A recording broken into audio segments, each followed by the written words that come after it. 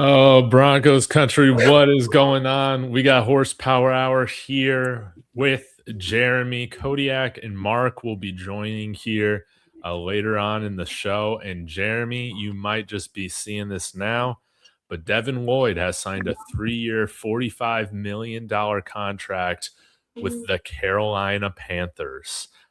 $15 million on average for 3 years. And yeah, let's just go ahead and get into it. Everybody get into the comments. We'll be paying close attention to what you guys think about this free agency. I guess before I get your thoughts, Jeremy, J.K. Dobbins details came out. It's 2 years, worth up to as much as $20 million for J.K. Dobbins. $8 million guaranteed for this first year, with another 4 years or $4 million of incentives for this year that he can earn, and then a non-guaranteed deal in year 2 worth $8 million. Got to get your thoughts on everything we've seen over the last couple days. Yeah, it's like when you're it's like the thing you don't want to hear from your parents. You go, I'm not mad, I'm just disappointed. It feels like we just stood pat and stuck with the status quo. And I mean, I gotta believe, like, it's exactly what Matt right here is saying. I gotta believe they're not going to draft Jeremiah Love. You probably can pretty much put that one to bed. That one, he's going top 5. But I do think that they have a plan. If they're bringing Singleton back, if they're bringing Dobbins back, I think that they're drafting the guys for the future and hopefully having them learn under Singleton, under Dobbins. A running back was not a rookie running back he wasn't going to start anyways. So that's okay. If we go Price, Washington, Coleman, someone like that, fine, then the room is great, right? The room is Dobbins, Harvey, and them, and then hopefully we can maybe pick up a big back later or something. The linebacking position, if you give me a Rodriguez or a Trotter or somebody like that, then I'm like, okay, Justin Strnad and Singleton, I can get behind that. Mm-hmm. And tight end's the one where you're just like, man, the Troutman deal really, that was the one that hurt the worst, I think. Dude, I'll still go with the Singleton one. That one kills me. 2 years, like $15.5 million, something like that. So slight pay increase from what he's had.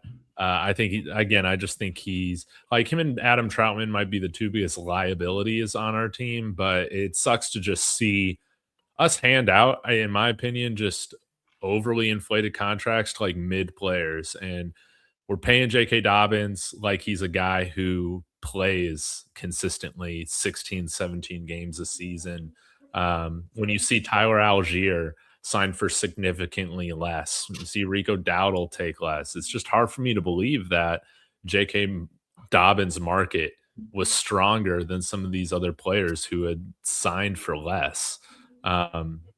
Dude, I'm curious, man. Like, I know you're trying to make sense of this right now, but did you expect George Payton to behave differently? Has your opinion on both George Payton and Sean Payton changed at all over the last 48 hours? No, not at all.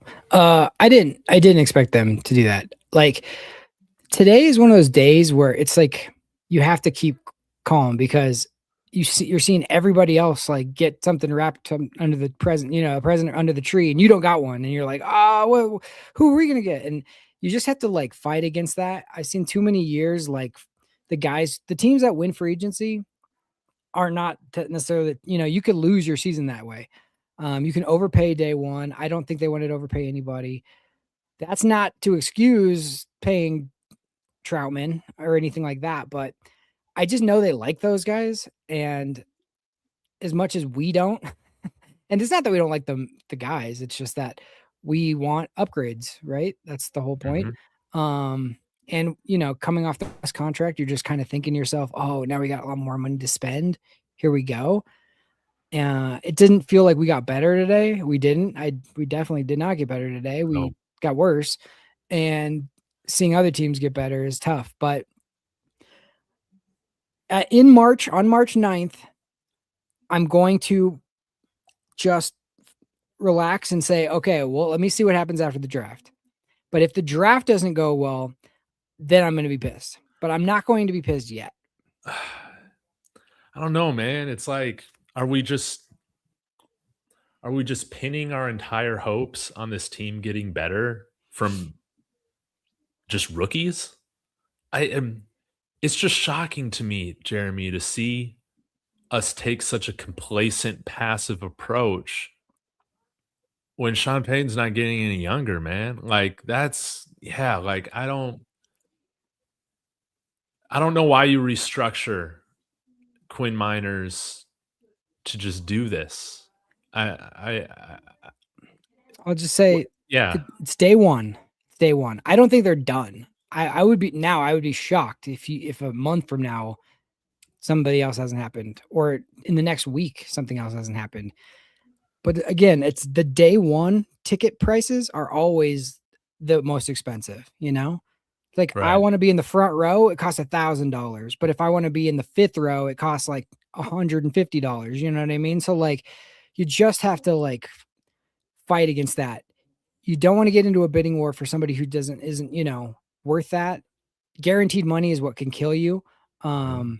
So I just think they just had probably prices in mind for certain guys, and then once it went past that, they were just like, okay, we're not going to do it. But it's frustrating on days like today because it's day one, But Dobbins wasn't signed till whatever it was, July or June? whatever, June, Yeah, yeah. June, July. So, and he was probably our best offensive player besides Bo, or even with Bo for the majority of the season. So like nobody was thrilled about that signing at the time, and he ended up being great. So you just don't know. But yeah, it is frustrating on days like this because you're like, where's our guy? Where's the guy Yeah, I can get excited about?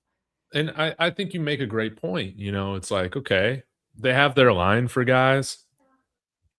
The deals get better on guys, as you get into free agency day by day. I don't think any of these guys that we have re-signed to the team were day one unrestricted free agent signings elsewhere. No. And it's almost like we were even terrified of allowing these guys to hit the market before bringing them back. I guess JK and Alex Singleton, like, I don't know. I don't remember hearing any other teams outside maybe the Jaguars that were somewhat interested, but they haven't even signed a running back. So, uh, yeah, let's just get into what do you think is next, man? What other moves are there? Still some free agents on your list that you feel like we could target? Where are we looking to add right now? Yeah, I mean, to me, this feels like a setup of like, I know nobody's gonna want to hear this, but it feels like today we signed a guy that we can trust in Adam Troutman. I know by far he's not exciting, and we wanted to upgrade that position, but he's a guy that exactly. He's a good locker room guy. He's a guy that we're very comfortable with. He knows the playbook, all that stuff. You don't have to teach anybody new stuff, all of those type of things, and he can help a young guy get up to speed quickly. Same with Alex Singleton. I think if you get somebody like a Jacob Rodriguez, he'll be starting by the middle of the season. He's a guy that's super mature. I think that they're set up. To me, it looks like they have a plan in mind in the draft or of tier 2 free agents that they were like, we're comfortable with this, because this is not how they've been previous years where they're just like, we're just going to be really timid and settle. Like they have gone out and got big guys on day one before. So the fact that they specifically didn't do that after a season like that, I think they do have people targeted. I think there's a bunch of linebackers, there's a good amount of tight ends, and a good bunch of running backs too, that they don't want to spend their money there. They want to invest in the future. Now they did spend their money a little bit. They didn't I spend mean, top tier money. You had to spend something because you couldn't have nobody there. But like J.K. Dobbins for $10 million a year. I mean, it's 8, but like he's probably not going to get the 12 because he's probably not going to play the whole season, right? As if history repeats itself. But if you give me J.K. Dobbins, R.J. Harvey, and like Bryce Coleman or Washington or somebody like high like that, I'm fine with that. I think that'll be good. That'll be good for the future. You know, you can get out of the J.K. Dobbins deal after this 1 year. It's a 1 year deal essentially. Troutman, I mean, it's more than we thought he should be paid, but like inflation, man, it's like it's a going rate, I guess, but it's underwhelming right now. But you know, I don't know. I think that today tells me that they have something else cooking. And you're right. The minors contracts and stuff, getting out of those, like or restructuring, I think they are going to swing somewhere else for sure. Dude. I They mean, have to be. Why else would you do that? I don't know. I thought the plan was to sign better players. So yeah, like maybe it's a Jalen Waddle trade. Maybe we're still in on AJ Brown. You're talking about a guy that we could get over the summer that could be an instant impact guy. I can't believe I'm saying this, but it's like at this point, I would firmly welcome Stephon Diggs out here if everything checks out with him legally, man. Dude, we need difference makers. We need absolute difference makers. And we signed guys today, most of them, and yesterday, that just have little to no ceiling left from like what we've seen. Now this one was very strange. I guess Drader, he might be in the uh, minority in our chat, at least here on YouTube. But like, you bring back Alex Singleton and Justin Sternad so you can cut the most talented linebacker that we have here, in Dre Greenlaw. So you cut him because he's not available, but you bring back J.K. Dobbins because he was available for half the season. It just seems like there's a double standard. Nothing's consistent. Nothing's making sense. So I love to think that we have something up with this sleeve, but I mean, our sleeves, it's hard for me to see how we can get a deal done when it seems like even the guys that we're in on, dude, we let the New Orleans Saints, we called Travis Etienne crazy for getting $13 million while we're shelling out this contract to J.K. JK. Dobbins. That's anywhere from 8 to 12 this year. Are you kidding me? It's 8, probably. But if he performs great, we pay him 12, then great. He lasts the whole season, right? So I would take it. I think J.K. Dobbins showed when he was playing, he could be a top 5 back, but he just hasn't been able to stay healthy. But that's why the contract's actually okay, because it's like, okay, he's going to make 8. That's 5 less than Etienne. And then if he ends up playing the entire season and has a year where he doesn't get hurt, he's going to make 12 if he hits all his stuff, and you'd be fine paying that, could still less. So I think they just, I think they have a plan. I think they have another guy that they have circled in the draft. I honestly don't have a problem with the Dobbins one. The biggest one I had a problem with was Troutman. Singleton is underwhelming, but again, it's like, it just goes back to I said this in your Discord yesterday. I said, Dre Greenlaw is somebody who has it all physically, but like isn't there mentally. Like he even admitted like he was lost. And it's like, you can't. How's that possible? And then you have Singleton who's limited physically, but has it all there mentally. So it's like they can't trust Dre Greenlaw to be on the field healthy, and they can't trust him to like know what to do. Now it sucks because I wish Dre Greenlaw would have just come in, picked it up. You would think a veteran guy like that would have stayed healthy, and then we can say, thanks, Alex. It's been real. But that wasn't what happened, and he didn't work out that way. And that was a smart contract as well. Like they signed him for a good amount, and they could get out from under it after 1 year, and that's what they did. Yeah. Oh man. I know. I'll read through a few different comments here. This one from Miles is really great. We did more with the Russell Wilson cap hit on the books than without it. That's very true. I think we had a much more aggressive approach last year, and it did pay off for us. BK saying, yeah, you got other contracts, PS2, Nick Bonino taking a little bit more hit against the cap this year, but Yeah, I'll say it's funny. Like a month ago, we were terrified Peyton was going to leave for the Vikings, and now we're going to run him out of town. I don't know, man. I just and I'll leave with this one. Romeo Dubs would be our best wide receiver, so that means we won't sign him. I don't know if I would go that far, Mike, but hey, you very well could be right. What's your opinion on if we sign? I think Kodiak or Andy brought up in our Discord, Caden Ellis and Romeo Dubs. Those are our next free agent signings. I like Caden Ellis. He would play alongside his brother. Those guys are good.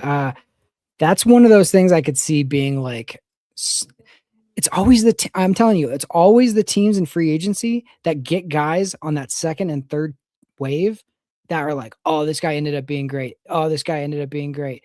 It's not the guys you broke the bank and set record setting contracts for. Like, it sucks to lose JFM. That one's the one that really makes our team worse. But you're never going to pay JFM 20-some million a year. Like, that just was never going to happen. I mean, you can't pay Zach Allen and PS2 and Benito and Cooper and JFM. Like, that's just, and DJ. Like, you can't do that. So it's just one of those things that they're still in a good shape, like money wise. It's just like, here's the other thing about free agency that I always think is silly. Like, people look at free agency as like when you go to a store and there's just these players sitting on a shelf that you can just go and pick up and then go up to the cash register and be like, I will take this guy, please. And it's like, it's not, dude. Mm-hmm. That's not how it works. There's one of them and a bunch of people are after him. It's more like when you go to a bar at night and you're like a single guy and there's a bunch of like a few good looking women and there's like 30 other guys who are also there. And you're like, I got to sweet talk this person. I got to tell him what this, I got to also get him. Like, it's not just this guy costs this much, so let's sign him. It's like, you have to convince that guy to sign with you too. So it's not that easy. It seems like it is, but who knows? People choose teams for whatever reason. We don't know the contract negotiation. We don't know what they tried to do. We don't know how much they offered, if they didn't offer, if they were in on it, if they were out on it. But the result was they're going home alone, but they still got their pocket full of money for the most part. And they're with the people that they know. It's underwhelming, but like, I have to believe that there's more coming. Yeah. I don't I don't know if I can, man. Romeo Dubs would be cool. I don't see why we would sign another linebacker if I'm just trying to figure out, okay, we got maybe room for like one more tight end. We could sign Sean Tucker as like a Jaleel McLaughlin replacement. That would be kind of cool. But like, Jeremy, I know you're saying like you don't want to be the free agency winners. It's just, I don't know if I can totally buy that, man. Like, we saw John Elway, when he knew the window was there, get insanely aggressive. You're talking about winning that 2014 offseason, right? Yeah. Now, it didn't result in a Super Bowl that immediate season, but I mean, that, like, he was putting the finishing touches on that roster, making some big moves. Yeah, like, I don't know. I like you kind of see what I'm getting at here, where it's like, like this plan, it just, it still says waiting for something. like I just don't feel like these guys are too complacent. They just believe in their process a little bit too much to where it is it's concerning, man. Like, I really do think they just think they're a Bo Nix ankle break or not breaking from being Super Bowl champions, and I just don't think it's that clear cut, especially with how the Seahawks played. Yeah, no, they're a Bo Nix ankle break away from getting to the Super Bowl. There's no doubt in my mind that's true. But that doesn't mean other teams are going to be better next year and all that too. So, I mean, you're not guaranteed like you're going to be as healthy, you're going to be as good.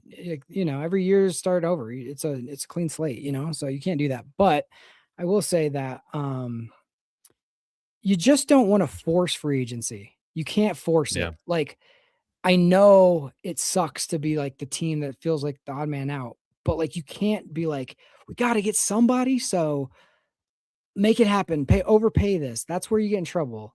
Like 2014's free agent class was like all-time great because it was special. But it's like we had Peyton Manning that would like basically is your head recruiter. Like people would take less to come here because of Peyton Manning. And unless you have some sort of like guy like that, that just people are just like, okay, I'll go just because I want to play with Peyton. It's you're negotiating with 31 other teams. It's not that easy, but you just don't want to force it. So that's the one caveat I will say. Like it's day one. Calm down. I was joking earlier in the Discord. I said if today's chat was a band, it'd be Panic at the Discord because it, like everybody was freaking out. But like I just don't. Free agency is one of those things where just like just gotta breathe. Remember when the Raiders signed who was the pass rusher that we wanted really bad and we didn't get him and he went to the Raiders and then he ended up people forgot instantly. I forget he was he had character concerns and I can't even remember. It was talking about Aldon Smith? No, it was damn. Randy Gregory. No, yeah. Well, that's one that it was the same year as Randy Gregory. Who was the guy that went to the Raiders? Do you remember? Chandler Jones. Thank you. Chandler Jones. Everybody was like, oh, if we don't get Chandler Jones, we're screwed, blah, blah, blah, blah, blah. And then we got Randy Gregory and we're like, oh, maybe, and both of them ended up like washing out and they both got humongous contracts. You just don't know. Like it's underwhelming, no doubt, but you can lose your season if you overpay today. So I think they're just kind of biding their time, and they did make moves to get money. So I think they have a plan in mind. Now, again, a week after the draft, a day after the draft, I'm either going to be like, I understand what they were doing or I have no idea what they were doing. I think they're setting up for certain people in the draft, but we'll see. But why do you need to open up cap space? Mark, I guess, like, what are your thoughts on this whole thing, man? Is there a plan left? No, I don't think so. It's an F- of an offseason, and I don't want to be like this negative Nancy the whole time because it's not like my style. But I think anyone saying that this was the Broncos' plan the whole time is just lying to themselves. I think that they got outbid, outplanned, and prepared for specific guys they wanted, maybe one or two, and then they just settled. Otherwise, they would have gotten these deals done with their current players before free agency even started. Makes no sense. It makes zero sense to me. I don't think that. I just think that they had a plan and it went to shit right away. It was it's almost unexplainable, and I think the fact that like I have to like defend the reason why I think it's unexplainable is like on Twitter and all that, which is Twitter's Twitter, but that's what gets really frustrating is the fact that like, listen, if the Broncos' plan was to just re-sign all their guys and run it back again, that's cool, but don't sell us this whole like we need to be aggressive. We understand the window. We have the dead money's gone, blah, blah, blah. And then just be like, oh no, we just love our guys. We wanted to have all of our guys back. Like you can bring your guys back. That's fine. But you can't just be like, oh, we're going to rely on the draft to be able to fill in these needs that we have when the track record shows that a lot of the times your rookies aren't going to play right away. I mean, it doesn't mean that it can't happen. Mm-hmm. But I don't think that was a part of the plan. I don't think it should be a plan. And I just think that they dropped the ball, to be honest with you. They might have mismanaged the market or maybe thought that, teams would take a little bit less. If it's $1 million or $2 million less, some players would take a little bit less to come here. And that wasn't the case. I think what happened was plan B. I think that was the backup plan. We'll run it back if we can't get certain guys. Yeah. And then when they didn't, they did. Yeah. But like my question to them would be, why couldn't you? Is it because you didn't want to? Is it because the players didn't want to come here? Because I'd feel a lot better if it was the players just chose to go somewhere else. Like if ETN chose to go to New Orleans over Denver because he wanted to be home, fine. I can deal with that. I'm not going to sit there and say, well, I'll offer him $14 million a year. Like I don't want to be a desperate franchise, but you can't just keep missing and then run it back with the guys and then try to sell us that, oh, this got a little bit too expensive. We didn't want to go to that. So we're just going to re-sign J.K. Dobbins for a deal that's higher than Tyler Algiers and not talk about his injury concerns, but we're going to release Dre Greenlaw because of the one injured season that he had. It's just the hypocrisy seems crazy. I don't think I said this right before you got in, but I don't think the Dre Greenlaw thing was just because of the injury concern. I think it was the mental. I don't think they trusted him. And that combined with the injury stuff is why. I think if he picked everything up perfectly mentally, they probably would stick with him over Singleton. But that was tough when they signed within like minutes of each other. It felt like they signed Singleton, they dropped Greenlaw, and it was like, okay, well, yeah. And I kind of knew that was going to happen. Like, honestly, I was like really hopeful that, okay, we re-signed Sternad. That's the only move I was like actually cool with. I liked it. Yeah. And then, and then all of a sudden it's like, oh, okay, so it looks like they're going to run it with Greenlaw and Sternad. Worst case, you're thinking that's cool as long as they don't end up signing, Alex Singleton. They did, convoluted the room, and then they're like, oh, we're just going to cut Dre Greenlaw. And it's like, dude, I don't know like why you would do that now anyways. Maybe you sit there and try to trade him. I know next week they have a $2 million thing that they'd owe him $2 million more in guaranteed, but like take the entirety of that week, see if you can trade him, discuss it more. Maybe paying him the $6 million or whatever the small cap number was, like having competition there is a good thing. But now all you've done is like, you haven't gotten better in the top end and you've hurt your depth even at worst case. Now, if in a month we draft Jacob Rodriguez or a Trotter or somebody like that, now how do you feel about the room then? I don't feel like much different about it personally, because it's like, okay, how much is he really realistically going to play? My problem isn't so much that it's just Alex Singleton, the player, more than what Alex Singleton returning to the Broncos, who it prevents us from signing and going after. Because you're always going to have that conversation of like, well, we could have gone after Devin Lloyd, but we had Alex Singleton, we had him at a cheaper price, and it made more sense. It's the same kind of thing I was always talking about with Sutton. It's just like, we could go out there and get AJ Brown, but we have Sutton. So it wouldn't make sense to bring in AJ Brown because we have Sutton and we don't want to get rid of him. Or, we'd have to figure out, it just adds another layer of confusion to everything. Dude, Alex Singleton's never going to be taken off the field. Exactly. And they've proven that. Even in favor of Justin Sternad, man. Like, he's still going to be the one linebacker on the field in third down. He's still going to be the guy that's putting himself responsible with VJ for covering these running backs out of the backfield, or being that linebacker that needs to bring down a scrambling quarterback who's trying to scramble for a first down, man. Like, it doesn't matter who we draft. We saw that Jahdae Barron barely sniffed the field in the AFC Championship game. He played 5 snaps. Like, VJ just isn't a guy. I don't think that's going to play these guys a significant amount. And again, I could understand it if Justin Sternad is our top linebacker going into the season. Definitely. That at least gives you a path towards a highly drafted linebacker playing down the line. Yeah. But you completely block any chance for this guy to get on the field. Yeah. With the money that you've invested in both of them. Yeah. And at least you feel like with Sternad, like, there might still be meat on the bone there, right? Like there might still be some room for improvement. You've seen it throughout his career. Like, he could potentially even take his game to a higher level. And then if you ended up getting a Jacob Rodriguez, like, he could sit there and use the year to, fill in certain roles, kind of like what Jahdae did, and then be good to go for 2026. But at least you feel like, all right, we haven't capped ourselves out. Like, last year, in my opinion, was probably the best football that Alex Singleton has played in his entire career, and it wasn't close to good enough. And I don't think anyone firmly believes he's just going to get better.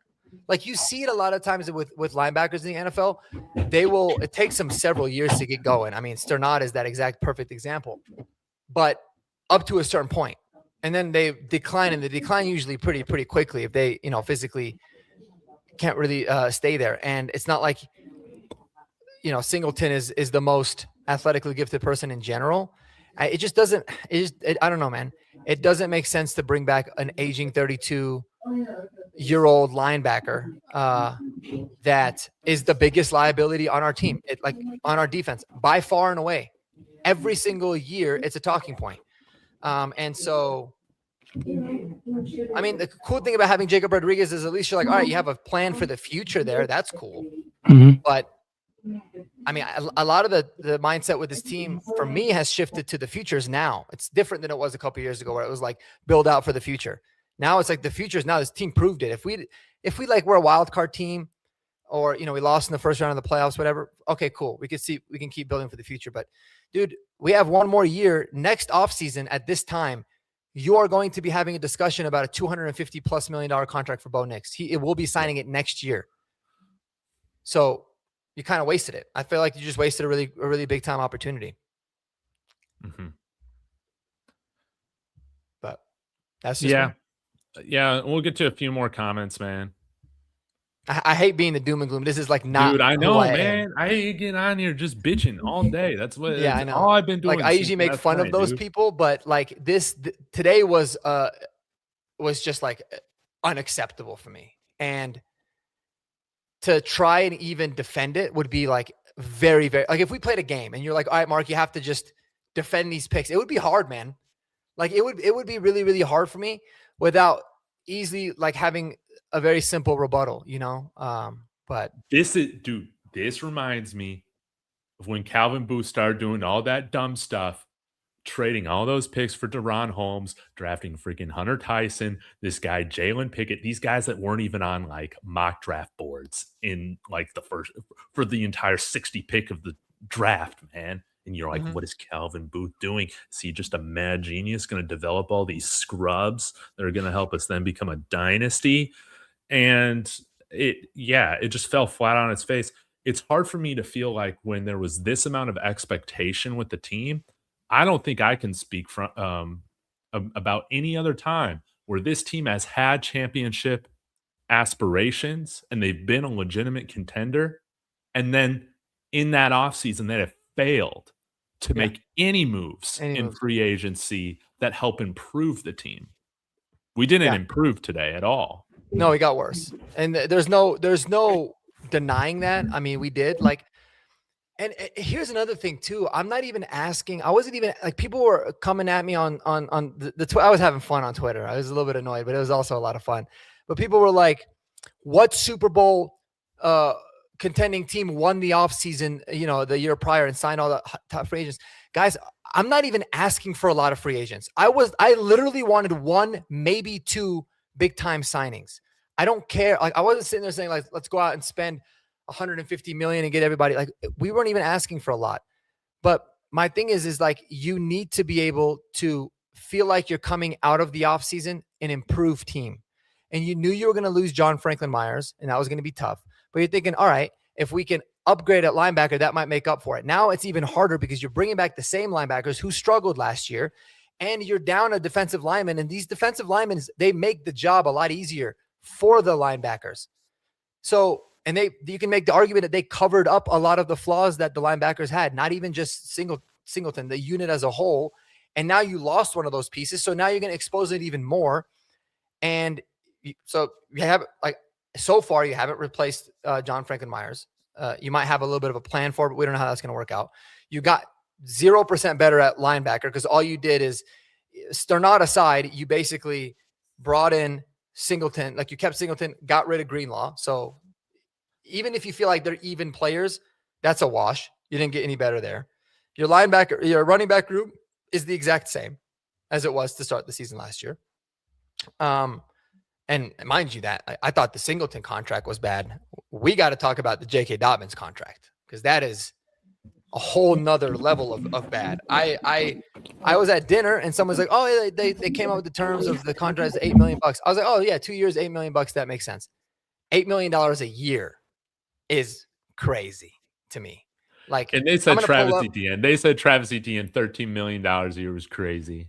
Yeah, that's what they said through Gliss, man. Yeah, what's up with this? So, yeah, like that puts let me see where that would put him, because like that's a pretty insane number. And like I will be the first person to tell you guys that he is absolutely, when he's healthy, the let me see contract average. Let's see when he is healthy, he is a top 5, top 7 running back.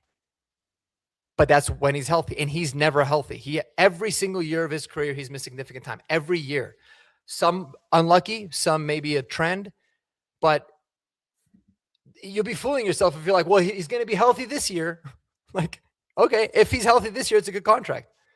But I mean, it just to me it's crazy. Like we were willing to trade a draft pick, in exchange for David Montgomery, and you know, we missed out on that, and then we end up going with JK, and we give him even more money. It just doesn't. For me, and nothing really adds up, man. It's weird. No, dude. You know, it's just it's really strange to me. I was telling Jeremy earlier, I was like, it feels like when Coach Prime last year was just telling everybody, like, we got the best like team he's had since he's come here. Like, you know, we got expectation to be even better than we were last year after getting 9 wins. And then just everything falls flat on its face, dude. Mm. Like, it's different if they set the expectation that we are not going to be super active in free agency. But all the main reporters were talking about it. They get up there, they talk about aggressive in the mix, all the memes. And what's the worst part of this is that they're doing this on Kodiak's birthday, man. This is terrorism. Yeah. It's downright disrespectful to Kodiak. Yeah, Kodiak, change your birthday, bro. Be born on a different day, because George Payne doesn't give a shit. It's messed up. Happy birthday. Happy birthday. Here's 2 years for Alex Singleton, 20 million probably for J.K. Dobbins. You probably won't get that, but and a bunch of nothing burgers in terms of adding new players to this roster. How are you doing, birthday boy? Listen, all I'm saying is that I wish I was making content for the Broncos specifically on the 70-20 Miami day. I wish I was making content around that day. And honestly, I feel like we've been pretty lucky, because this is the worst day in Broncos country since that day.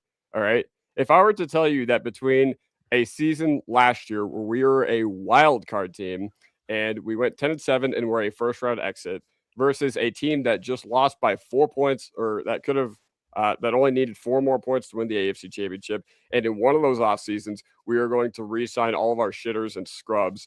And in one of those off seasons, we were going to add an All-Pro, another All-Pro safety, an All-Pro tight end, and a very high-level linebacker. Which offseason do you think I'd be talking about? The one where we were in the AFC Championship, or the one where we were a first-round exit? And that's just all I can put it, is that, you know, I'm just so disappointed looking at this team's offseason now compared to last year's. That's what I'm trying to say. Yeah. But I don't know, man. You know, Mark, you made some great points. I heard you driving on the way over here.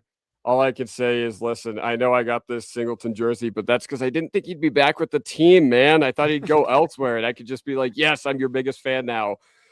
Yeah, man, I don't know. You know, you really love a player if you bought it off of DHgate or if you bought it from NFL Shop. So where'd you get that one from? Well, I got all these from DHgate. And listen, I don't love Hufanga, Moss, Emmanuel Sanders, and Palcho any less. But yeah, no, it's very disappointing. Like, I know you guys said you guys don't want to doom and gloom, but there's just no world where you can be like, the Broncos got better today. They didn't get better. They actively shot themselves in the foot and hamstrung themselves with worse contracts for their worst players. Like, that's just what happened. And you lost JFM, which was a net negative. Yep. I mean, okay, let's just do a little exercise.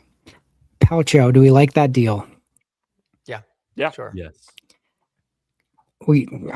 Troutman, do we like that deal? No. Hell Absolutely no. not. Absolutely not. Horrendously bad. Singleton, do we like that deal? Awful. No. Horrendous. Hell no.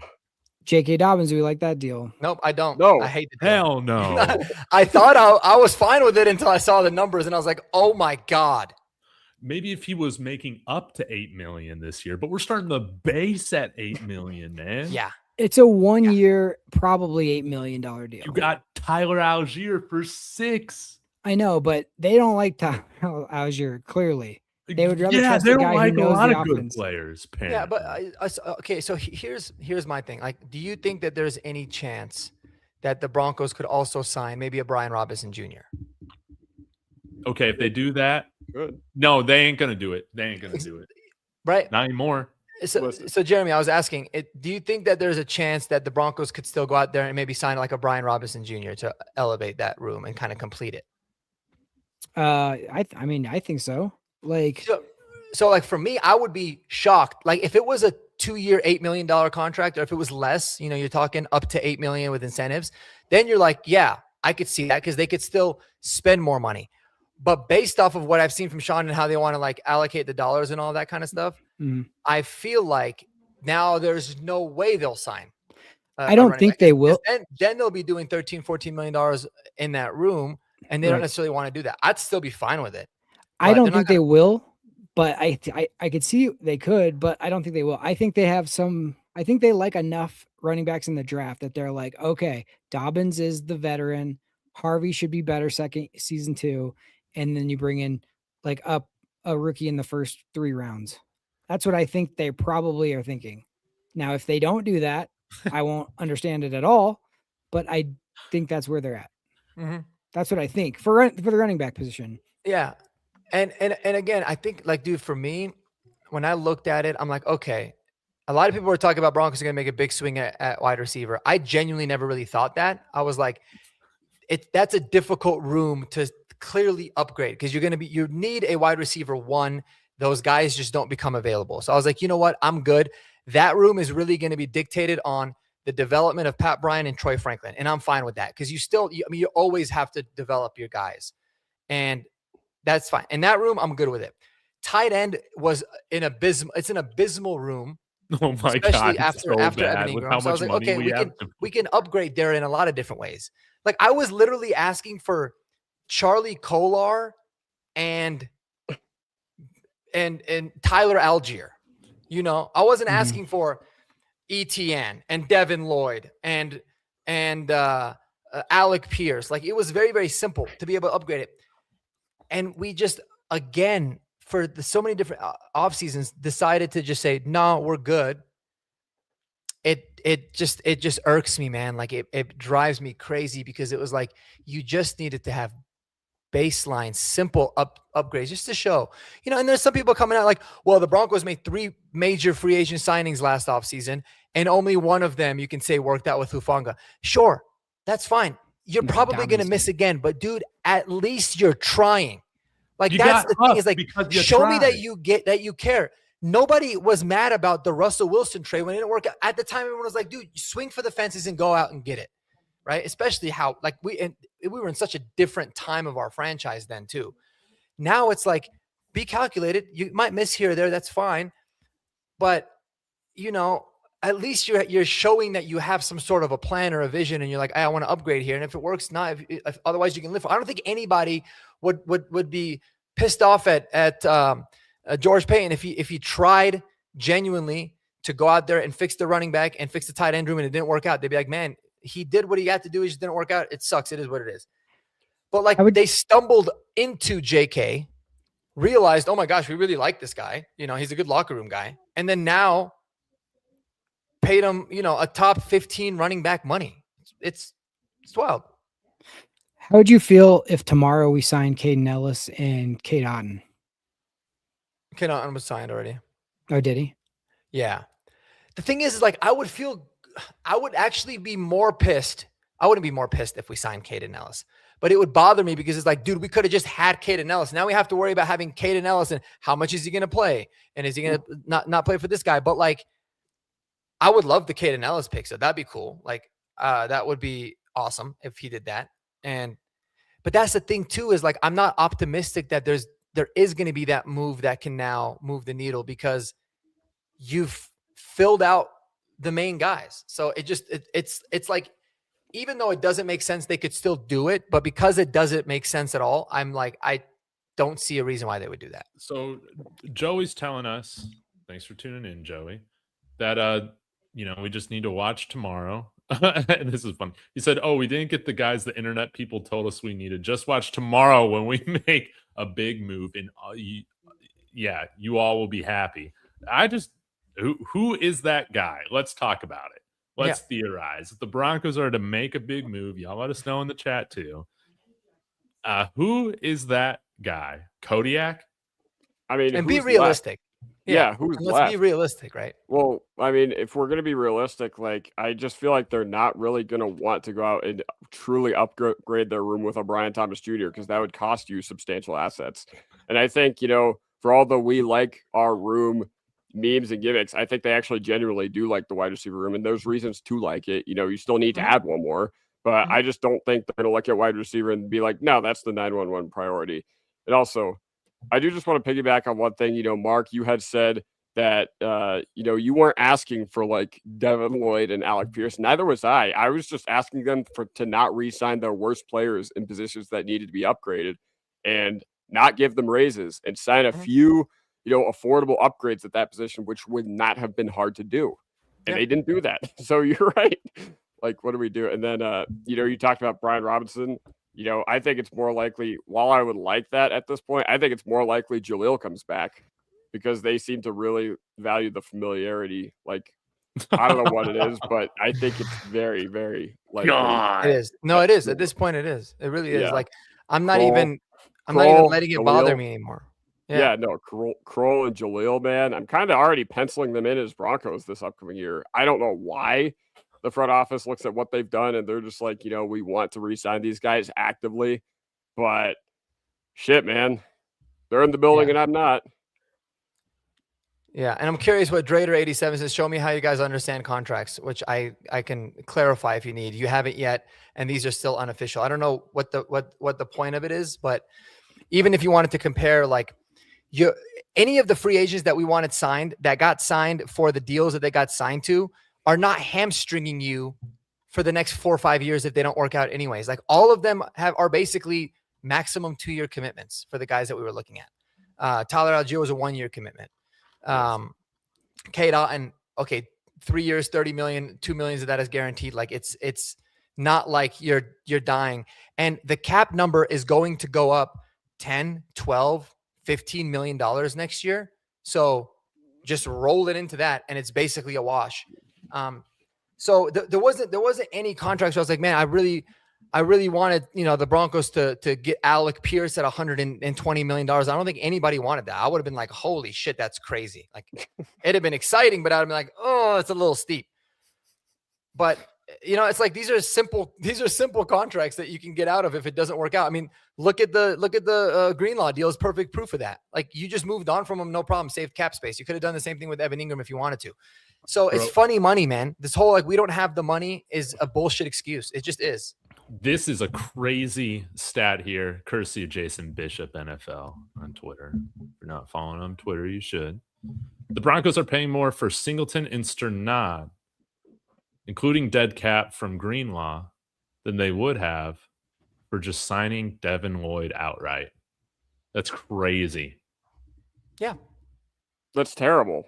It's just roster mismanagement. And yeah, like you said, you don't want to be like doom and gloom, but like you said, like, when we've been far into the playoffs, at least the next off seasons, historically, we've done something as a franchise. Okay.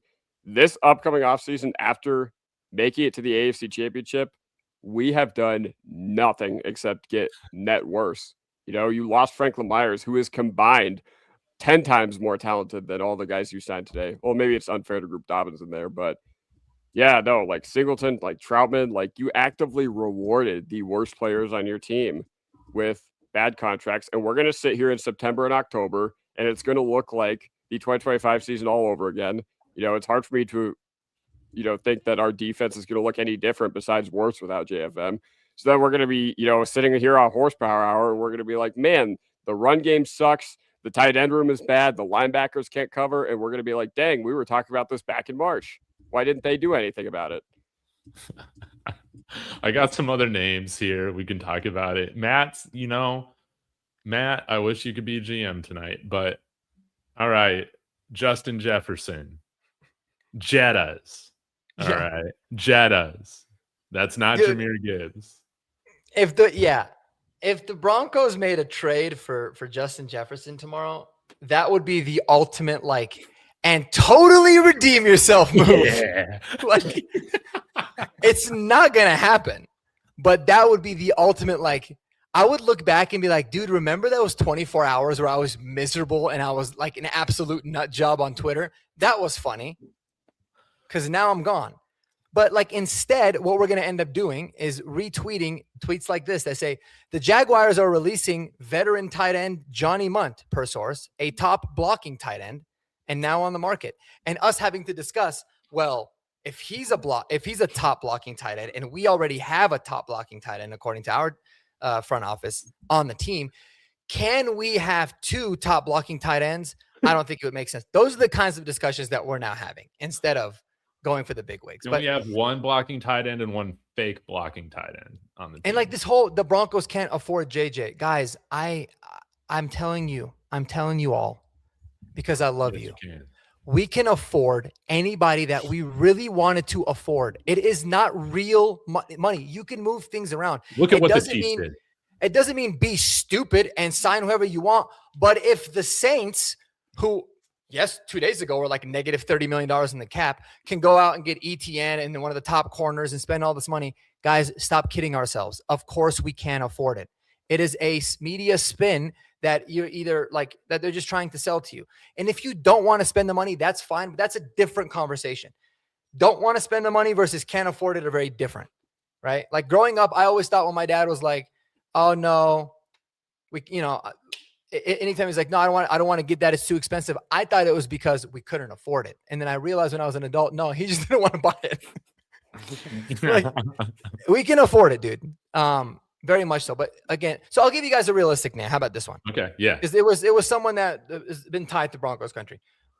Broncos go and get Romeo Dobbs. All right. Sell us on Romeo Dobbs fit with this offense with the other weapons we got. Just help me see the vision. Okay. Well, it's exactly my point. I don't think it would be a fine signing. But my point is that that's why when I looked at the wide receiver room, because I only picked the wide receiver because that's the only position of need that we actually haven't made a move at yet, right? Because I feel like the move with Dobbins kind of takes us out of most of the veteran running backs, and then the moves with Singleton and Sternati essentially removes us from that. So it's okay, what's the other one that people were talking about? Receiver. I think this receiver room is fine the way it's currently constructed. I think that again, it's all about the development of Franklin and Pat Bryant, but if you got Romeo Dobbs, you have a very deep room. You've got somebody that is extremely versatile that can play all over the field. He can get open. He's another really reliable weapon for Bo. So I feel like you would at least help Bo Nix a lot. But I mean, man, we gotta that's another thing that bothers me is we need to take some things off of Bo's plate. The guy's carried us for the first 2 years he's been in the league, man. Yes, he's had a really great defense, which is helpful. So cool. But that defense got worse today. And, he's had a phenomenal offensive line, which is great. I'm all for keeping the continuity that we have. Running game's dog shit. We did nothing to help it. Pass game, dog shit. We've done nothing to help it, at least at tight end where there was opportunities to. But yeah, I mean, how do I sell you on Romeo Dobbs? Yeah. I guess my sales pitch would be we signed somebody new. We signed somebody new, and Lil Jordan Humphrey now is probably not going to be on the roster until someone gets hurt in October. Honestly, I think I would do that if it means Lil Jordan Humphrey isn't back. Now, I am looking at Justin Jefferson's contract right now. Guess what his cap hit is this year if we require him? Who? Justin Jefferson? Justin Jefferson. Just guess. 27? No. 17 million. No, it's under $2 million if we acquire him this year. Really? Yeah, that's crazy. So you can work it out in future years, man. Yeah, very low number to acquire this year. Probably won't be the same in future years, but man. Oh, looks like we got a super chat here. Whoa. T Fishes. T Fishes, what up, man? Yeah, spending big money right here. Unlike the Broncos. More like the Broncos, yeah. Yeah. He's saying, hey, thanks for the $5. He says, Dobbs is used to a committee role already. He can play every position, can block, low drop rate, and is 10 times better than Lil Jordan Humphrey. Oh, he's cheaper. Okay. Not cheaper than Lil Jordan Humphrey, but I agree with everything else you said. Oh, yeah, not cheaper than Lil Jordan Humphrey, right? No way. No, but here's kind of another side to that, right? So if I mean, do we all agree that like the best chances of our wide receiver room getting better is just by the development of the guys that we have? I think we've all, and I feel like a lot of Broncos country believes that, which is a fair assessment in that room particularly. Yeah. The downfall about bringing Dobbs is, yes, this year the room is probably better because you're bringing a talented player, but you're also hindering the growth of a lot of these guys too, because now they're not going to be playing as much. What's their role going to look like? So you're kind of playing that back and forth in your head a little bit. But I would just add that. But I mean, dude, I'd be all for Romeo Dobbs. I like the idea of it. Probably has Juwan James signed anywhere? Or Juwan Jennings? Sorry, I was I don't think so. No, don't bring back Juwan we were talking James. about Juwan James so damn much yesterday. Juwan Jennings would be someone I'd be freaking down for too, bro. Because he can at least be like a hybrid tight end with his blocking ability that he's got and the different things they could do with him. So I'm going to share this. This is just Justin Jefferson's contract. If acquired, his cap hits 2026 is 1.75 million, 2027 is 30 million, and 2028 is 34 million. But you might have to trade like 2 first-round picks, Jonathan Cooper, one of our receivers, again, whatever, and an offensive lineman, because his dead money hit is $70 million if the Vikings trade him. So he's probably not realistically available. Yeah. No, he's not. He's not. But like there's Jalen Waddle. What's Jalen Waddle? Let me take a look.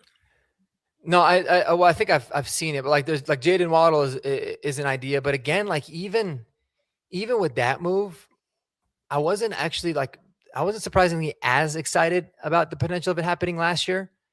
I would have been for it, but that doesn't really like make me that happy either, to be honest, because I don't know like if that's the style of receiver that we really need. But Marcus still looks shook from his Juwan cap James. this year would be 1.8 if acquired, then 24, and then 27 million. Dead money for Miami is only 11 million. Mm-hmm. So it's more feasible. Yeah. I have a tough time thinking that they would do that now at this point. They got Malik Willis too. They got to take on a lot of dead cap. So, man, but one can dream. Let me take a look at Brian Thomas. Well, I guess he's on a rookie deal. So yeah, you could trade for him easily. Yeah. What do you guys think it would take to acquire him? I think it would probably take this year's first and maybe a second next year. It's too much, I think. Yeah. Or you might be able to give like a first and a third this year. I think a first is pushing it, honestly, at this point. Yeah, and I'm just saying that because I mean I would do it in a heartbeat personally, but I'm just saying that because he was a first round pick, so they're gonna want to at least get that. But yeah, I mean I'm like perplexed with Brian Thomas. I think him not playing that well this year was a lot of things. I think that the new system fit wasn't there. I think he was dealing with some sort of an injury, but I can't. You can't just ignore what the hell that guy did in his rookie season. No, I mean he was dominant as a rookie. He had a better like his stats and him going over 1,200 yards, almost 1,300 yards in his rookie season, was the most of any Broncos wide receiver in a season since Demaryius Thomas, and that was in his rookie season. Wow. So the guy's a special talent, man. But again, you don't know. Maybe there's locker room stuff. I mean, why are they getting rid of him? Right? Maybe it's as simple as it's not a fit to the offense. If that's the case, cool, go get him. But I mean, those are questions that you have to ask. But dude, like, yeah, Brian Thomas raises the hell out of the floor of the ceiling, in my opinion, based off of what I know and have seen. Yeah. Do y'all think there's any chance still that we could, figure out a trade for Breece Hall? People brought it up in the chat. I think that no, not anymore. No, I You don't think so. No, because with you the got to Dobbins pay him. contract. Yeah, with the Dobbins contract, I think it's more likely you draft somebody than you what's it called? Than you go out there and get 2 expensive running backs. And by expensive, I mean like market value contract running backs. And like with Dobbins, I'm curious, were you competing against anybody? That's the thing. Like, were you competing? David, you brought up that point yesterday with Calvin Booth and how he literally just hopped on the phone with, whoever, Phoenix. And it was just like, yeah, and you were just like, he just offered a random second round pick, 2 minutes later, even though they didn't hear from anybody. So, yeah, you're right. Sorry, I got a little sidetracked, but no, that's Well, man, you got to repay him. I mean, you got to pay him more than what ETN got. Yeah, at least ETN money. So now you're talking $20 million, $21 million a year for your running backs, plus giving away a pick. Which, listen, dude, I'm not gonna lie. Like, I'd still be good with it. I'd be like, at least we were spending a lot, but shit, at least we did something like really, really, really good. And for me, it would be like, all right, it's 1 year of JK. Because if JK Dobbins ends up being healthy the entire season, and you got Breece Hall and you're running that 1-2 combo, that's ridiculous.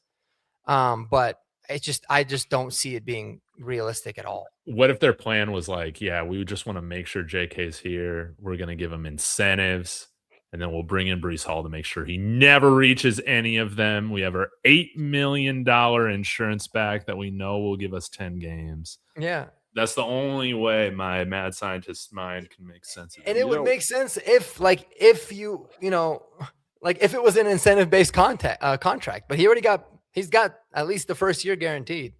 Dude, he got it. He's gonna get that whole thing on Wednesday. Yeah. And you know what? Like, if you're going to take that route with Breece Hall, at least you get a substantial upgrade in this running back room. Okay. At least when J.K. Dobbins goes down, you're just like, okay, we have Breece Hall. And you're not like, it's not like this past year where you're just like, all right, we'll see what RJ Harvey's got. You have one of the NFL's premier proven playmakers at the running back position. So you know what? I kind of like it. I kind of like the thought process, because with Breece, with Dobbins, if you still can't run the ball, that with those guys and, having Harvey as the change of pace guy who can catch out of the backfield, if you can't run the ball with that room, you're just never going to be able to do it with this regime. That's just the reality of the situation. But yeah, I don't know.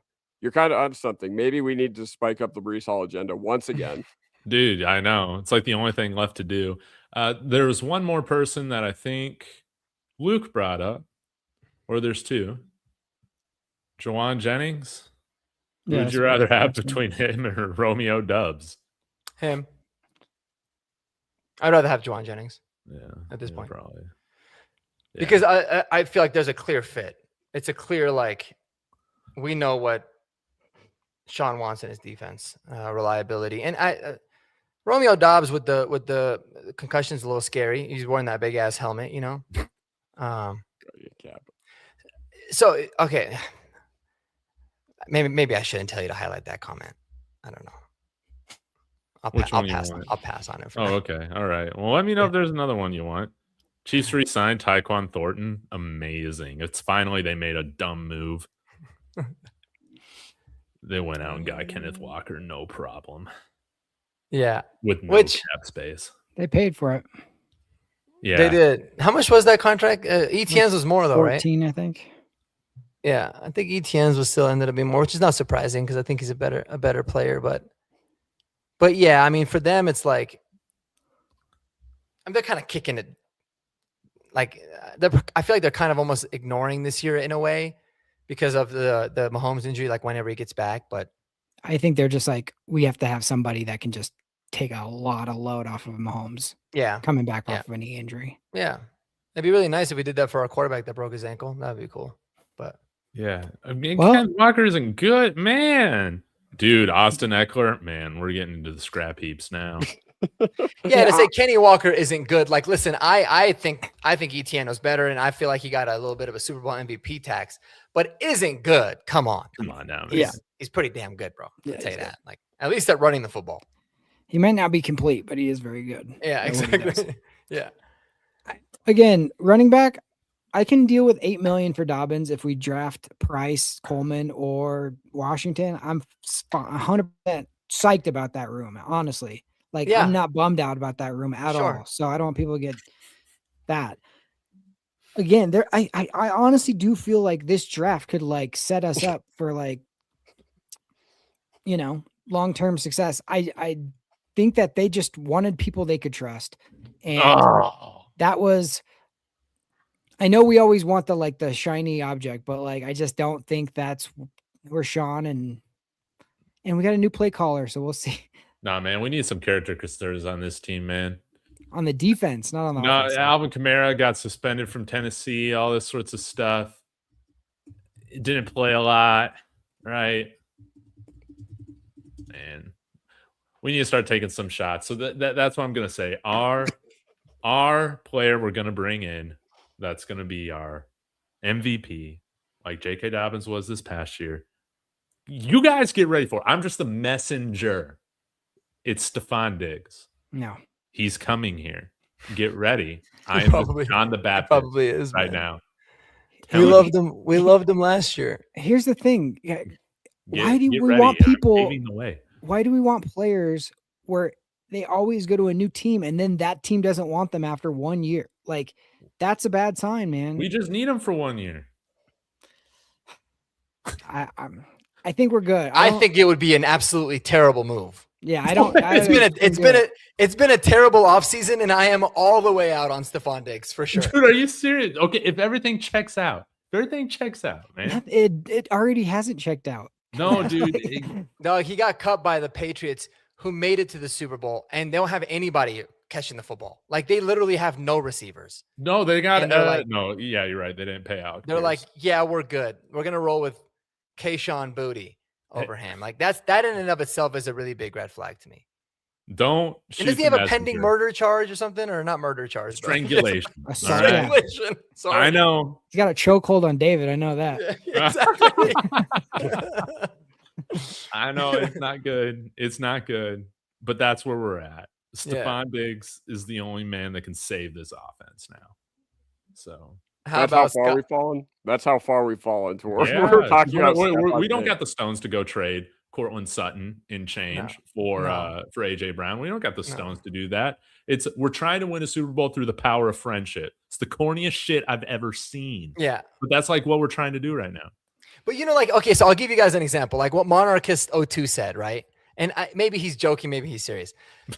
And just to show you guys that we're actually not just out of our minds and in this fantasy football reality world that we live in, okay? If the Broncos made this move, it would be terrible.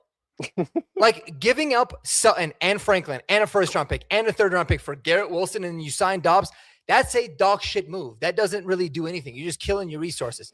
So I wanted to say that, which is crazy that I have to, just to show you guys that, like, there's sanity there, and we weren't asking for too much.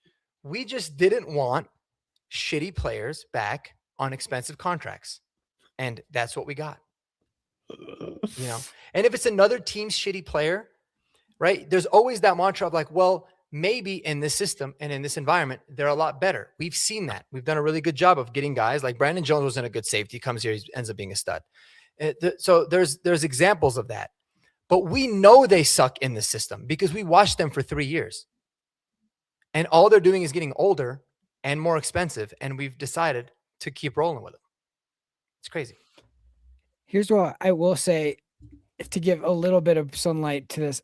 The reason why today sucked is because they had good days during the season by extending guys that we already loved and that deserved contracts.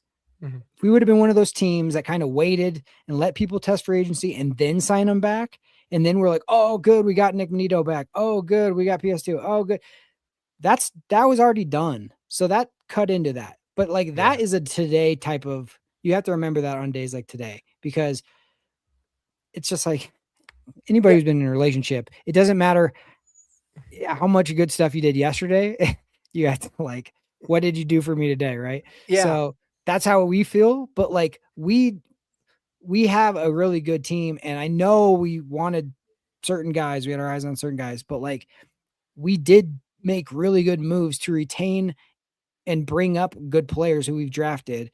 And so we can't forget about that. But here's my counter to that, right? Like, I would feel so much better about today if we did nothing. Like if we did absolutely nothing, if we didn't re-sign Troutman yesterday, right? Let's say we brought back Sternad.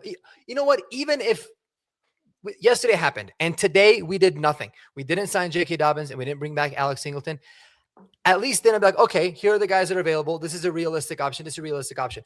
The problem is we brought those guys back and now nothing is really a realistic option. Aside from guys that were like Sky Moore that are being brought up in the chat right now. If we didn't sign anybody, at least they'd be like, all right, we opened up the cap space. Things are happening. Like I went live earlier and dude, I don't know if you saw it, David. I had like the worst live session of my life because I went on live. I was on there. I was in a good mentality. I was trying to be positive. I was like, listen, we're freeing up cap space.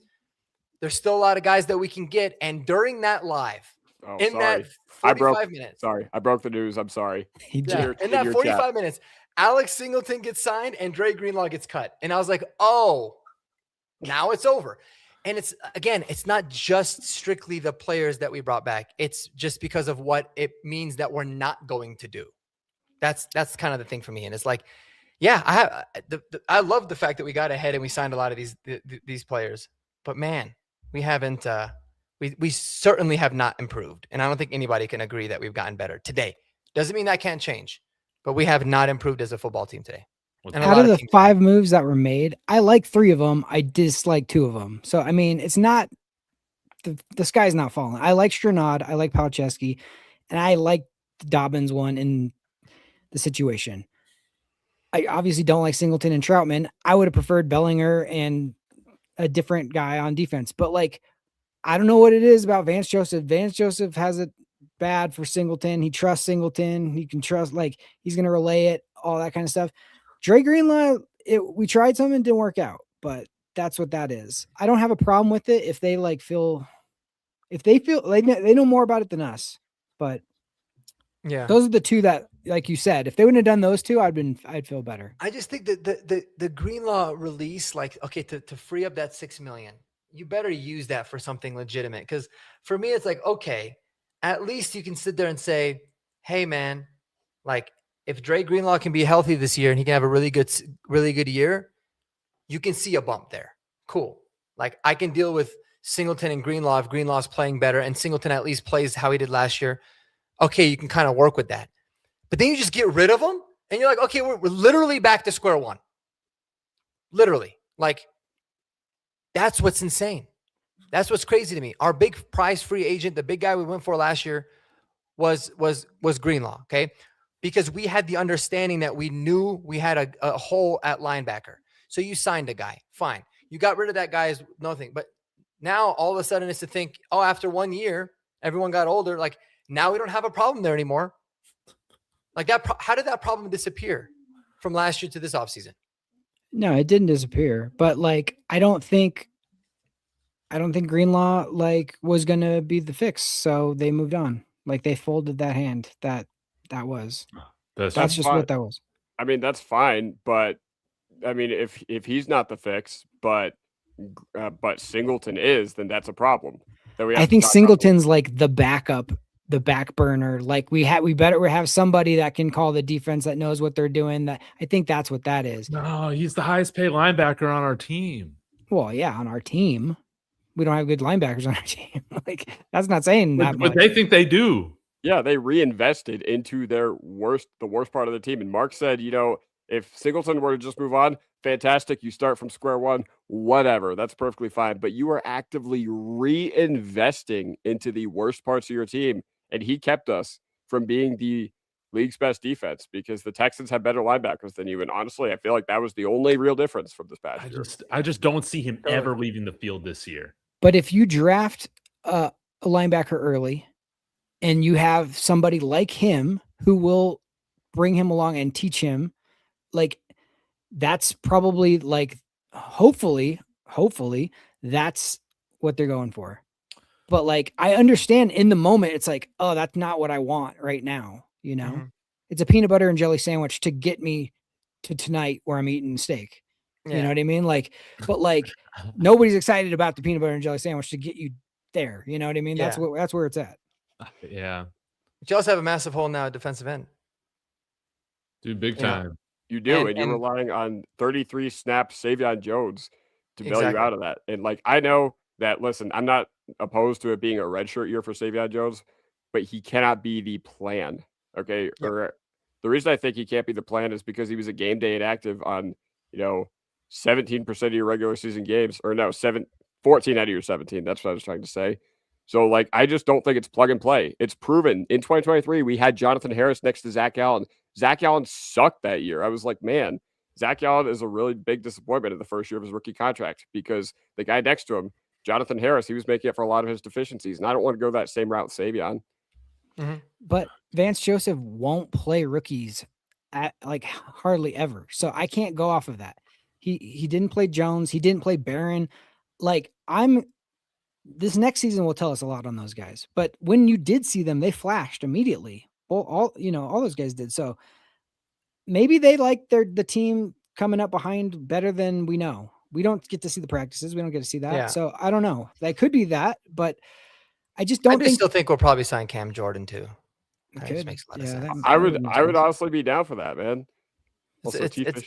It's a good bridge. Yeah, because you're right. Like Jordan does salvage part of this free. It does, and the thing is like I mean I agree with you, Jeremy, in the sense of like with Savion Jones, you are going to kind of have to do a lot of experimenting. We kind of knew that. Like that's the reason we drafted him last year and tried to develop him. Like those things are inevitably going to have to happen. And I was hoping that the whole idea is okay.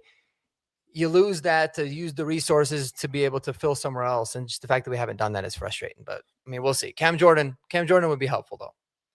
Yeah, for sure. I want to give a shout out really quick because we didn't shout him out, but $2 super chat. Spoonster. Spoonster. Yeah, he wants a first and second for Justin Jefferson. Then you draft a linebacker. Sign me up. If you can convince the Vikings to do that, then yes. Yeah. Absolutely. Yeah, they want to do it. Their new GM is not going to start off like that. Yeah, no. Trade Jefferson, take on a $70 million cap hit. We should have tried to take advantage of the old GM when we felt like he's probably going to get fired. Man. We're like, you know what? Let's just have him go out with a bang. Let's be real, man. Our GM would be fleeced on whatever trade would happen, man. We're going to get fleeced. We're going to get fleeced on the contract. That's just what it is, man.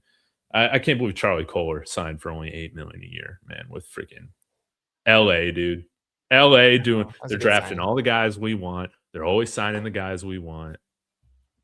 Yeah. What's up with that, man? We should we're not going to be Chargers fans. Come on now. We're Bo Nix fans. Come on, we're Broncos fans. No, we are. I mean, but I think Ayoma, Wazarike, and Malcolm Roach, those guys are the plan. We like those deals. Yeah. I like those deals. And I thought Malcolm Roach played probably the best year of his career this past year. Yep. He's a dog. No, listen, man. Okay. I said it a lot. Like George Payton from getting guys at a good value, he's knocked it out of the park. Yeah.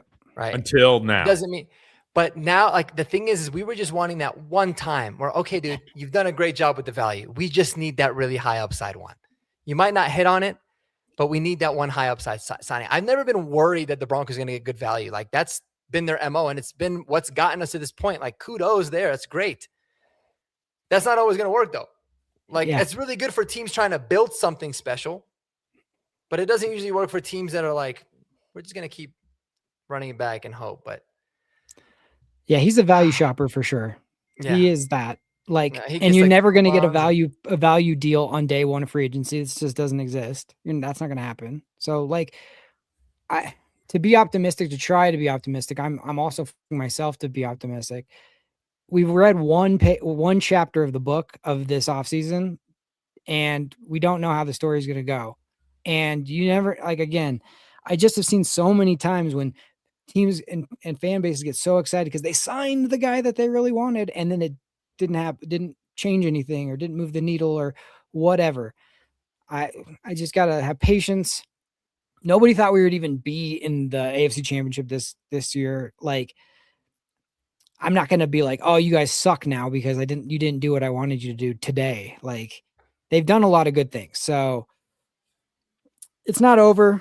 Again, talk to me after the draft because that's really going to be the make or break how I feel. But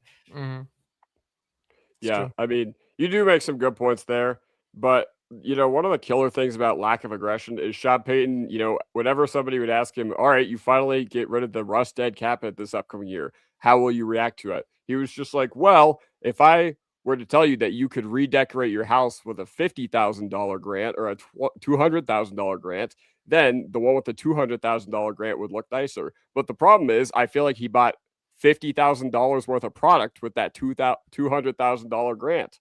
That's the big problem there. So far. Yes, so far. But even then, like, who's still out there? And, I'm curious to see the dynamics, like who's really behind this offseason, because it looks drastically different from last offseason. Okay. I'll live with a Greenlaw miss or an Ingram miss if it means that you can get a Hufanga. Okay. I'll live with that. Mm-hmm. But what I can't respect is not even trying. I can't respect not even trying. But again, like I said, who says they didn't try? That just because you didn't come home with the girl didn't mean you didn't go up and talk to her for 45 minutes. Like I think they didn't try. You don't think so? No, I don't think so. You got so many things going in your favor, man. Like you can offer signing bonuses more than all these other. We got the richest owners in football. I think they're making half-assed efforts to try and nickel and dime guys to come here, and that just doesn't work in the NFL. I don't think that's what they. I think they did try, and then they got to a point that they're like, "This is the point where it's a bridge too far. We're not going there." Like. Yeah, and but they overvalue their own guys. They overvalue their own guys. They put out through Kliss that ETN's contract was crazy at $13 million. Well, that's only a PR. for them to that's give a PR JK what they gave him, man. I think that's insane. No, well, here's the thing, though. Here's the thing about Sean Payton specifically is Sean Payton is not a get me the most talented team. Sean Payton is like, I need a specific type of guy on this team that will work with the way that I coach. And it doesn't mean you can just, this guy's so talented, just give me him. And he's very, very, very specific about the type of guy that he wants. So if he has targeted certain guys and then they got outpriced for it, or they thought it's not worth it, that's where it is. But they're not going to just go, oh, that guy's talented, so we'll spend a bunch on him. He's just not going to do that. That's just not who he is. I think it's smart overall, but it's on days like this, it's frustrating because we're like, damn, why didn't we get that guy? I got to trust Sean Payton because he does like the Pat Bryants of the drafts and those certain types of guys that he'll bring in. Now it's frustrating that you love Singleton and Troutman because you're like, those guys aren't talented enough. But like, I'm just telling you, Sean Payton is that dude where he's just like, I need this type of guy. I don't care how hot the girl is, but she's got to be like somebody I can talk to. Yeah, but like, how are you going to know if these guys are like these types of guys unless you like bring them in? I mean, no, you could do some research. You could talk to some other guys, but he even said like we were so surprised by the type of person that J.K. Dobbins was. Like he figured out about J.K. Dobbins because they ultimately signed him. But I mean, we know they're particular. Like, but here's the reason I kind of think I wouldn't say that they didn't try. I think that would be like really naive, but. It definitely comes off like they didn't really try that hard because they had 2 or 3 targets and at different positions, let's say. And then if they didn't get them, they're like, all right, plan B is to re-sign our guys rather than be like, let's go through all the rest of the different options and see, okay, if we know that we wanted to replace Singleton an inside linebacker, we can go for Devin Lloyd. If he ends up being too expensive or he chooses to go somewhere else, we can have other guys listed. Like, to be able to say we only think of all the available free agents that one guy is better than the guys that we have, it just doesn't seem realistic. I mean, it could have been the case, but it doesn't, I don't know. It doesn't sit right with me. It's like, I don't think that somebody was going to sign Alex Singleton today if we waited a couple days to feel out the market more. Yeah. And the only thing I can really give them props for is unlike Troutman, they actually let Singleton hit the open market. Now, is the contract still disappointing and probably something that no other team would have given him? Probably. But, at least I respect the fact. I mean, if there's anything I could take solace in the fact that, Singleton probably had other teams vying for his services. I know Troutman had a lot of suitors for him that were really strong on him, right? But yeah, no, the fact that they they re-signed Troutman, that's why I think the tight end effort, I wouldn't say they didn't try. Like, maybe I shouldn't have said that. But I feel like it was very lackluster if they signed Troutman the day before the free agency tampering period opened. It was It's a pathetic effort. Dude, it's lazy. In my opinion, it's lazy. You're giving these guys, you're giving mid players big contracts that we know they're kind of overpriced, man. It's just a lazy way to approach it.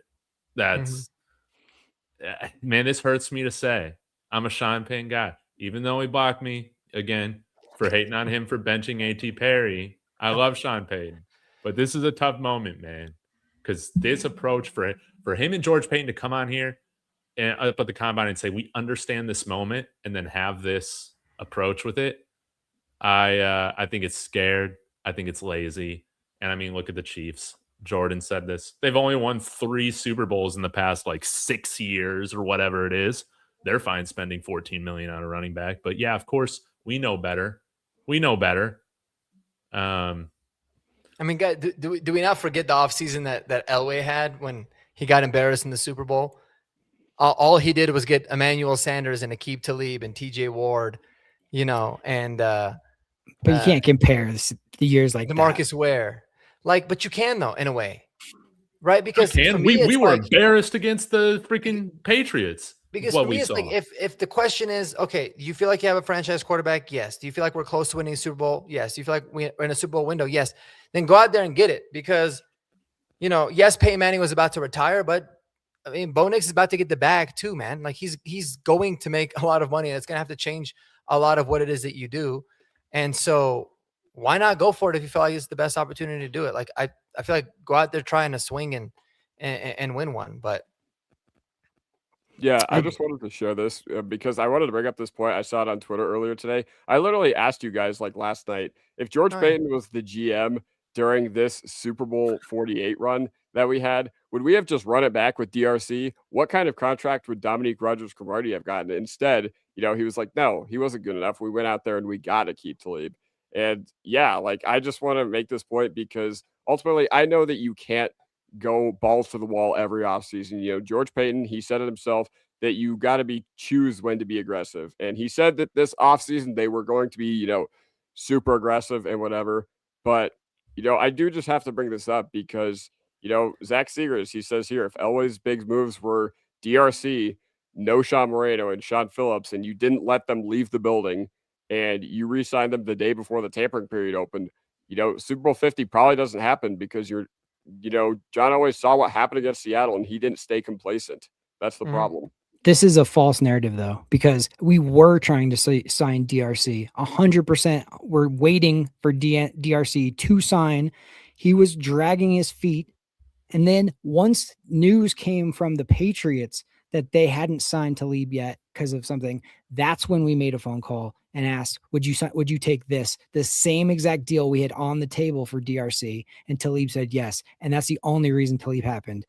And then with Phillips, he was coming off an injury. That was different. DeMarcus Ware was just the right time he was leaving the Cowboys. You're never going to get that. That's like a once in a generation type of move for that. And then the reason we got Emmanuel Sanders, he was in another person's building. He was not a priority for us. And then we last second called him and we're like, hey, you want to come and play with Peyton? Yes, I do. I'll leave Kansas City right now and come. It was fortuitous and it was a magical thing. But to have this interesting where it's it was this calculated off season where they knew that was not how it went. And so that's fake news. To me, it just sounds like they tried. Yeah, tried their ass off. They were. Elway was able to shift. He didn't rest on it. He was oh, this isn't going to work. Okay, what's my next plan? What's my next plan? Yeah. But again, tell me what guys available in today's free agency are as good as Aqib Talib, DeMarcus Ware, and Emmanuel Sanders. No, but I can give you a list of 15 tight ends I'd rather have over Adam Troutman. And we signed him before free agency hit. I agree with that. Yeah, I know, and that's the thing. We're not even asking for DeMarcus Ware, Emmanuel Sanders, and we know that that shit was crazy. I'll never forget it, man. I kept getting these notifications on my phone, and I was like, "Am I dreaming?" And I got the exact same feeling today, but my dream was like a nightmare. But again, we're not even asking for all these players. We're asking for simple upgrades at two of our biggest needs. The Troutman one is the one that bugs me the most because it's just and then his statement after the fact was just Oh, dude, so You self-conscious. have a lot of nerve. Dude, he's like, a villain now. He's a like, straight up villain. Dude, if the first thing that I ever did after signing, a multi-million-dollar contract, this is the most money he's ever made in his career, too. Like, but if I was out there, made a shitload of money, the first thing that I said is, I don't care what PFF says. That would tell people that all I've been thinking about is PFF's ratings.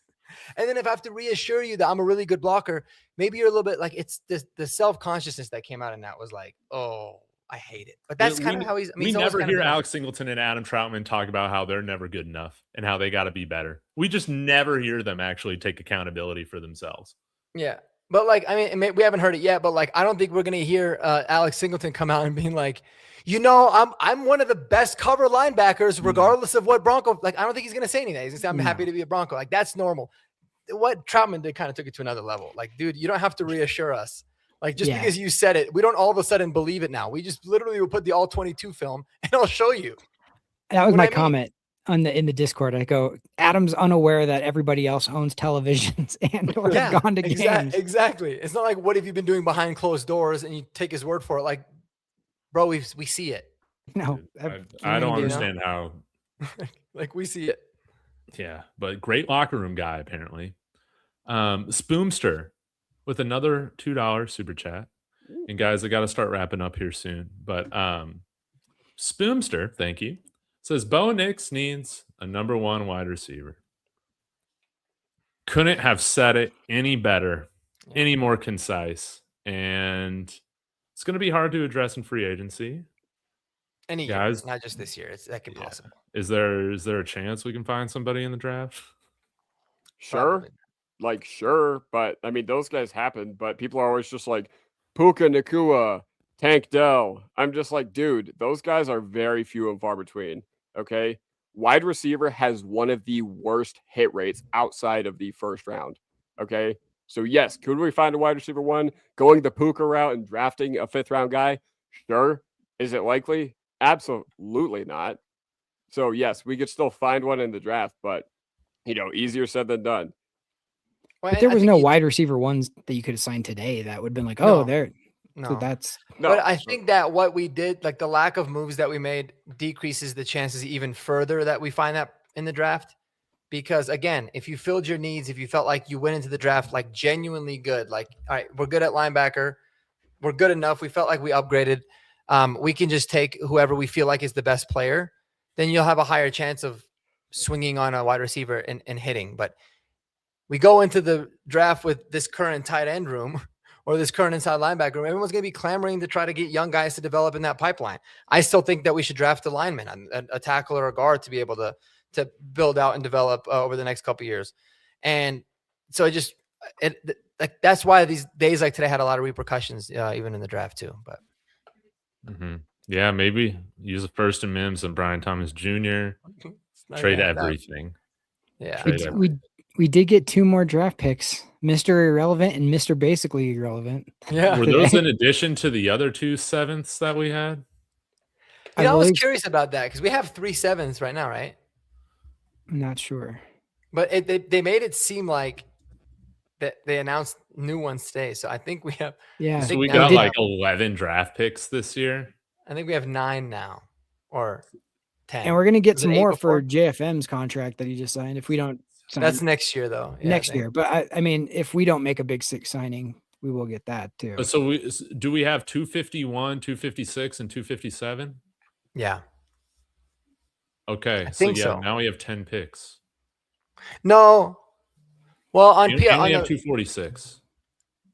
We have 246 is ours, and then the comps on PFF mock drafts. Obviously, that hasn't been updated, but it says 251 and 256. So maybe they just projected it, but I think it was taken into account, unless we got. But why would we have gotten 2 more 7s? Because these would have been from losing the punter last year in offseason and. Oh yeah, losing Javonte, right? It was Javonte and the punter. That's the other thing I want to bring up. We're not taking part in free agency, so we can get a 4th round pick for JFM next year. That's also why. I know. Somebody in my TikTok comments was like, "We're playing the comp pick game." I'm like, dude, I don't give a shit about the 2027 draft. We're trying to win it. We were just in the AFC Championship. You know, Yeah. so all the people like rationalizing the lack of aggression, or like the people, the beat writers, they're driving me insane. Like you, Mark. I'll be the one saying that on this show, like towards the end. I don't know if you guys already touched on it, but the fact that the beat writers are just like, this is a fantastic move. Like, listen, guys, you don't have to spill North Korea level propaganda to us. You know, just they have to because do you it to appease Sean. That's why they're doing it. Oh, dude, but Yeah. I went in on the DNVR live today. I was dying because the Oh, they're comments probably were getting going trashed. nuts, and they were like, Benny was on there, and Benny Fowler was just keeping it real. He's like, I think it's disappointing, it's awful, blah blah blah, and they were like, he was like, what's the comment section look like? I can't see it, and they all like, it's not good. Like, stay away from it. He's like, I agree with the comments. I'm with the comments, but it was really funny because they were just like, I mean, they kind of admitted like you can only spin it so much. And dude, I don't even hate, like, I hate the spin because it bothers me, but I look at it like, man, if that's what their job is to do, like, that's what their job is to do, I would absolutely quit my job. There's no way I could take that kind of like mental strength to actually put it out there of like, you know, let's try to make this sound good. Like that would be a tough gig, man. It's their boys, man. Some like, of them actually do believe it though, too. yeah. Like, I don't know, if I was boys with Alex Singleton, I'd be like, hey dog, like, I love you as a person, but I understand why they're tripping. I mean, that's what it is. Dude, you kind of suck at what you do, man. Like, you know, it was tough, man. Like, if we had an average defense, fine, maybe. And that's the thing. I guess the fact that we had a really good defense, like, works against Alex Singleton. It does. Because if he was on an average to below average defense, you won't really notice him as much because everyone else kind of sucks. But like, it's clear as day because we have guys dominating, and he's just he'd be a fan favorite on a bad defense. Yeah, exactly. He would be. Like, when we lost 70-20, no one was talking about, oh, Alex Singleton's the reason. We were talking about everybody. Mm-hmm. You know, guys, I'm so sorry, but I got to be wrapping up. Oh, you're good, it's man. getting a little past my bedtime, but guys, this has been a huge show for Horsepower Hour. Consistently over 300 viewers tonight collectively. This has been awesome. For everybody in the comment section, you guys were fantastic tonight. Hilarious. And only had to ban one person for like name calling. So you guys can have your opinions and make jokes. That's where I draw the line. So appreciate you guys. Please go subscribe to Jeremy, Mark, and Kodiak, especially for his birthday. Yes, link happy is in birthday, the Alex. description. Kodiak, what's your next follower milestone you're looking to get to right now? Well, what is my next follower milestone? 2,000. Hopefully I can get that by the time week 1 kicks off against whoever. But more importantly, let's get our boy Mark to 2,000 before the not NFL. more importantly, let's get us both to 2,000 before the draft, bro. We're correct. You know, you want to go far, you go together. But over on my channel, since I did join a little late tonight, I am doing Broncos country tonight, or Denver Broncos tonight, or whatever you want to call it. So the fun will not stop. If you guys, anybody on here is welcome to join. You know, the comments will be lit, I'm sure. And yeah, overall, can't wait to talk about with y'all in 5 minutes or so. Yeah, if you want straight opinions, no fluff, no propaganda, follow these boys. Because you're going to get what they're really, really believe. You're not going to get any sort of... You might not like it, but... Yeah, you might disagree, but it is their honest opinion. Yeah, exactly. Yeah. Okay, guys. Thank you so much for joining in. Again, please go support my friends. They're the ones that make this whole thing special. So thank you guys for joining. We went late tonight. We'll be back again every Monday like we always are. Until then, go Broncos. Go